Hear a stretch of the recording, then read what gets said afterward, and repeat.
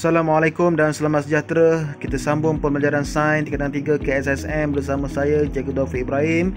Hari ini kita sambung bab 7, bab baru iaitu tenaga dan kuasa. So dalam bab 7 ni kita ada beberapa subtopik.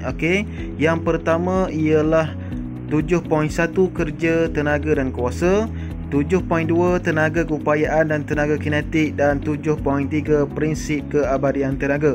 So kita akan pergi satu persatu. So slide hari ini kita akan pergi kepada subtopik yang pertama iaitu kerja, tenaga dan kuasa. So dalam 7.1 kerja, tenaga dan kuasa kita ada dua sahaja hasil pembelajaran.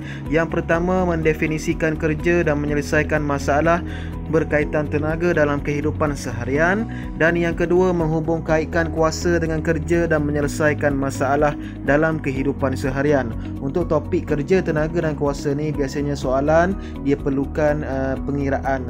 So kena mahirlah matematik. Kebanyakan soalan-soalan yang berkait dengan tajuk ni kita perlu lakukan pengiraan.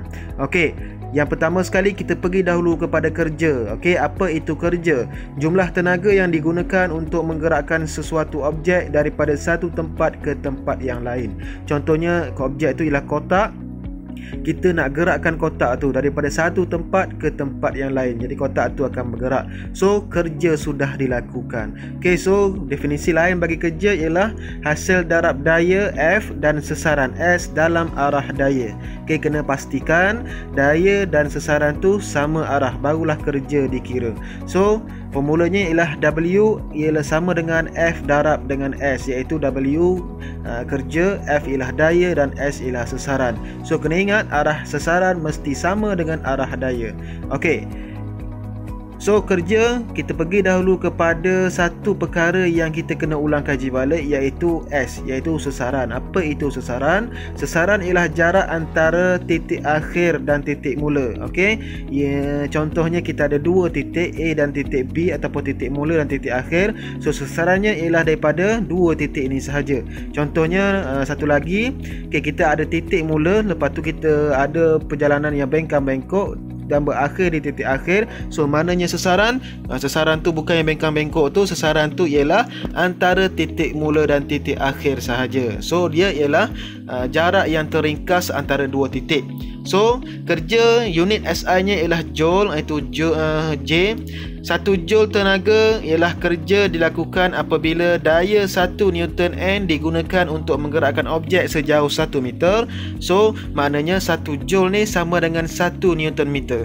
Dan unit Newton meter juga digunakan oleh kuantiti fizik bagi momen daya dan tenaga. So kita pergi kepada contoh kerja. Mengangkat objek setinggi 1 meter dengan daya 20 Newton secara menegak untuk melawan graviti. Katakan abang ni mengangkat kotak dengan daya 20 Newton secara menegak.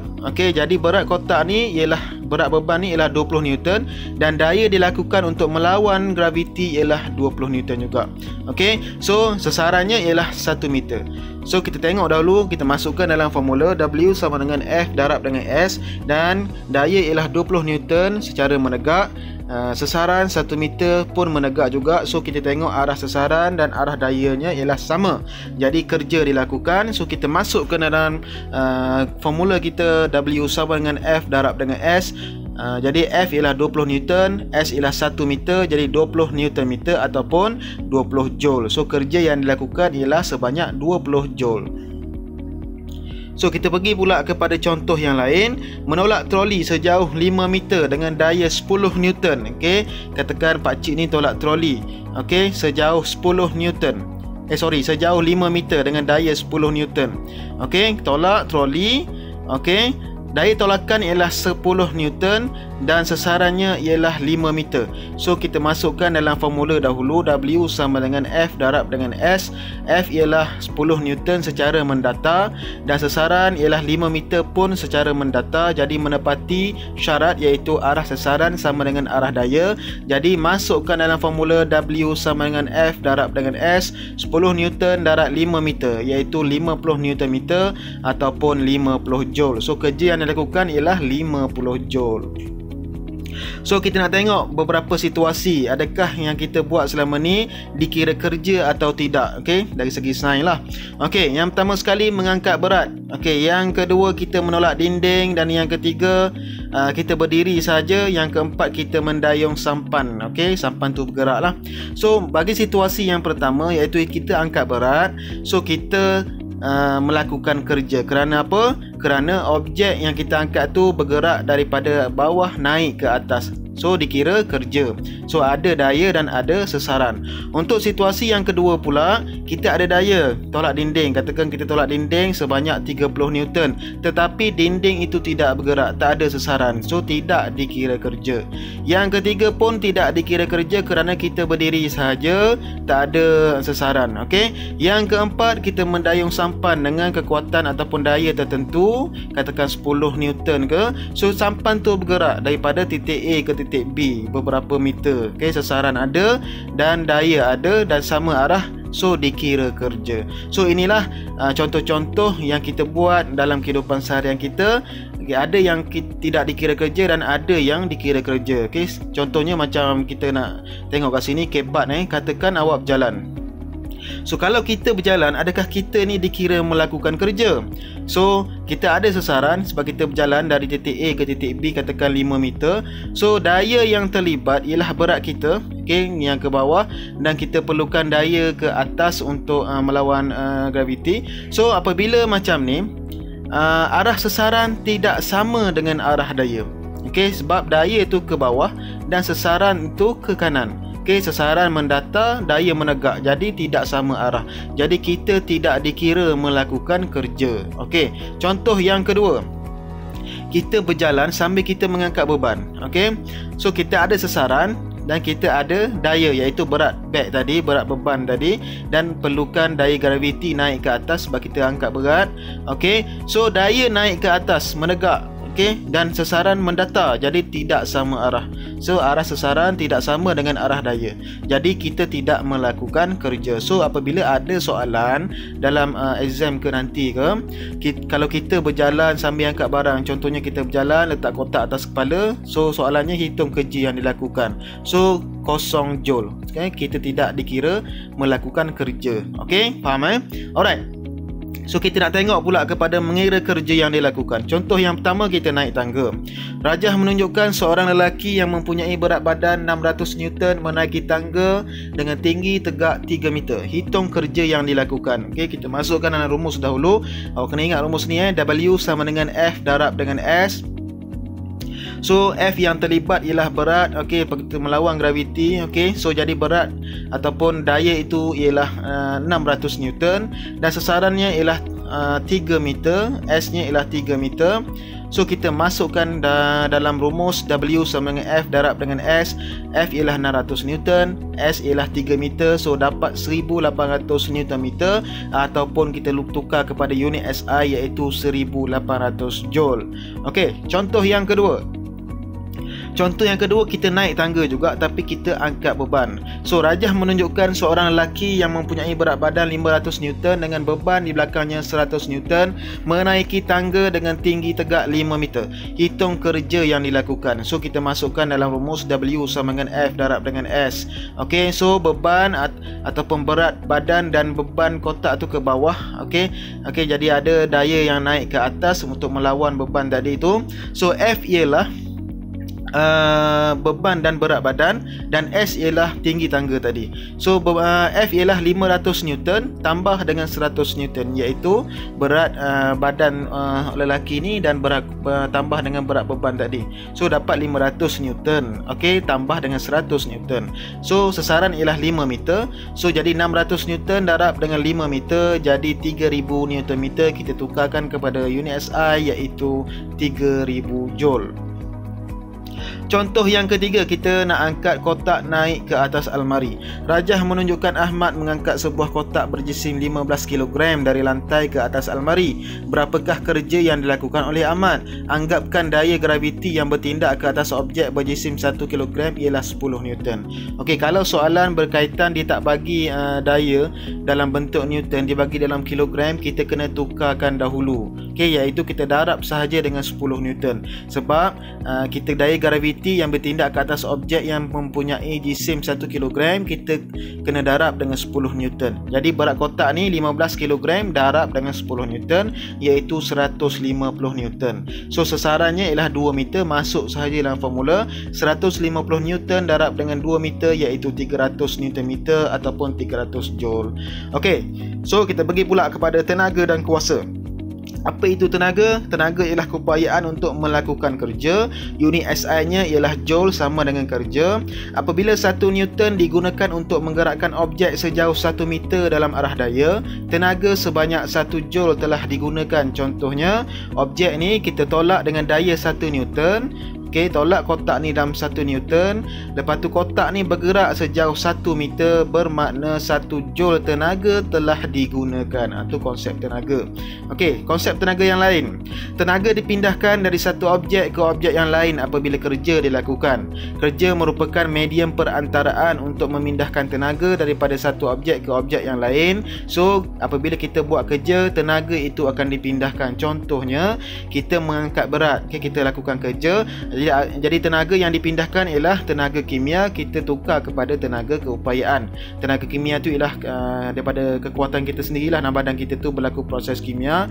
So kita dapat kekuatan. So tenaga itu akan ditukar kepada tenaga keupayaan. Itu objek daripada bawah naik ke atas. Okey, yang kedua ialah kita baling bola. Tenaga kimia ditukarkan kepada tenaga kinetik. Okey, so tenaga keupayaan dan tenaga kinetik ni kita akan belajar next slide lah. Okey, kuasa. Apa itu kuasa? Kuasa ialah kadar melakukan kerja ataupun kadar pemindahan tenaga. Kuasa P, power sama dengan kerja yang dilakukan. W dibahagikan dengan masa yang diambil. Kita ringkaskan, P sama dengan W bahagi dengan T. Kena ingat rumus ni. Unit SI bagi kuasa ialah watt. Okey, W kita dah jumpa unit ni dalam bab 6. Okay, unit lain bagi kuasa ialah horsepower, HP. Okey, kuasa kuda, iaitu bersamaan 1 horsepower bersamaan dengan 746 watt ataupun 3/4 kilowatt lah. Jadi kalau kita tengok kuasa kereta katakan 1.5, 1.0, 2.0 tu, maknanya katakan kereta, contohnya kereta Azia 1.0 horsepower, bermakna 1000 horsepower. So kita darablah 746 darab dengan 1000. Okey, so itu ialah kuasa yang ada pada kereta tersebut. Okey, so kenapa dia guna kuasa kuda, tak guna kuasa kambing ke, kuasa ayam ke? Okey, yang ni awak tanya dulu soalan dalam YouTube bawah ni, nanti saya share kenapa kuasa kuda ni diguna perkataan kuda, tak guna perkataan ular ke kambing ke. Alright. Okey, apabila 1 Joule kerja dilakukan dalam masa 1 saat, 1 watt tenaga telah digunakan. Okey, kalau kita lakukan satu kerja dalam masa tempoh masa 1 saat, bermakna 1 watt tenaga kita telah gunakan. Alright. So 1 watt sama dengan 1 Joule per second. Okey, kalau kita nak mudah faham, kuasa akan tinggi jika kerja yang dilakukan dalam masa yang singkat. Contohnya, Superman dengan orang, kebanyakan orang kita macam biasa kita lah, normal man lah. Okey, so siapa yang mempunyai kuasa yang lebih tinggi? Okey, mestilah Superman. Kenapa? Sebab Superman ni dia boleh lakukan kerja dalam masa yang singkat sebab dia dah kuat, laju, pantas. Okey, so maknanya sebab itulah Superman ni Superman. Okey, dia yang berkuasa, ada power yang lebih. Okey, itu konsepnya lah. Contohnya kalau kita adakan pertandingan antara Superman dan orang biasa ni, kita suruh angkat kotak daripada ketinggian 5 meter, siapa yang dapat cepat angkat kotak? Mestilah Superman sebab dia laju kan. So Superman ni lah mempunyai kuasa yang lebih tinggi. Alright, so kita pergi kepada contoh pengiraan kuasa senang saja. Okay, katakan Spiderman yang mempunyai berat 500 Newton memanjat bangunan setinggi 50 meter dalam masa 30 saat. Hitung kuasa Spiderman. So mula-mula sekali kita ingat balik rumus kuasa P sama dengan W bahagi dengan T. So kita kena cari dahulu W, iaitu kerja. So kena ingat balik kerja tadi sama dengan F darab dengan S. Okey, so kerja yang dilakukan oleh Spiderman ni ialah F ialah 500 Newton, S ialah 50 meter. So dapatlah 25 25,000 Nm ataupun 25,000 Joule tenaga tenaga kerja. Selepas tu kita dapat kerja, kita masukkan dalam rumus kuasa.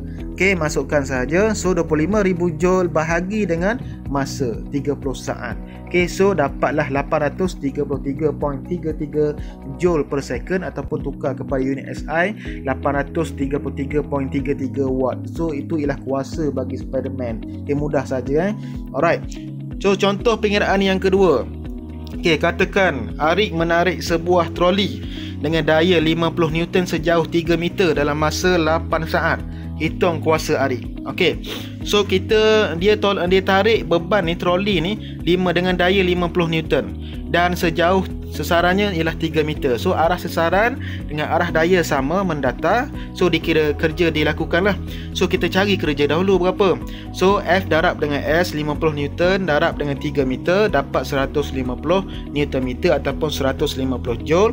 Lepas tu kita masuk balik dalam rumus kuasa tadi.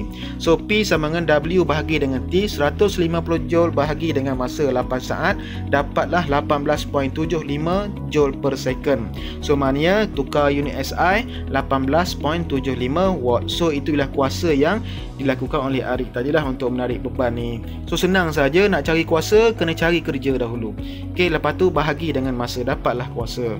Alright, so habis kita dah belajar berkenaan dengan kerja, kuasa, tenaga. So kita jawab soalan yang saya sediakan ni untuk mudah lagi faham. Pergi dekat link tu saya sediakan soalan, beberapa soalan.